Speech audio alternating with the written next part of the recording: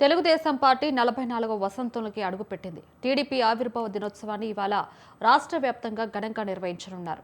మంగళగిరిలోని పార్టీ కేంద్ర కార్యాలయంలో కార్యక్రమం నిర్వహించేందుకు ఏర్పాట్లు చేశారు.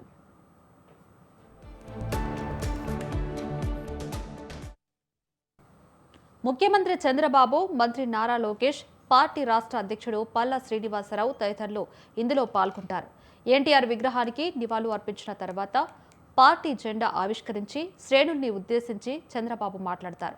వేదికపై చంద్రబాబు, లోకేష్, పల్లా శ్రీనివాసరావులతో పాటు 1982 నుంచి పనిచేస్తున్న సీనియర్ కార్యకర్తలు, పార్టీ కార్యక్రమాలు బాగా చేస్తున్న వారు 20 మంది ఆశీస్సులు కానున్నారు. వారిని చంద్రబాబు సత్కరిస్తారు.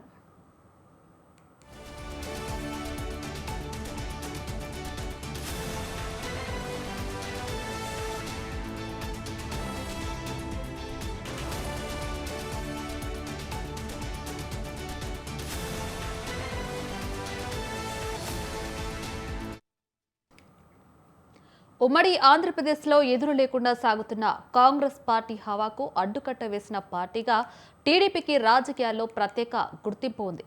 ఎన్టీఆర్ సారథ్యంలో 1982 మార్చి 29న ఆవిర్భవించిన టీడీపీ 44 వసంతాలు పూర్తి చేసుకుంది.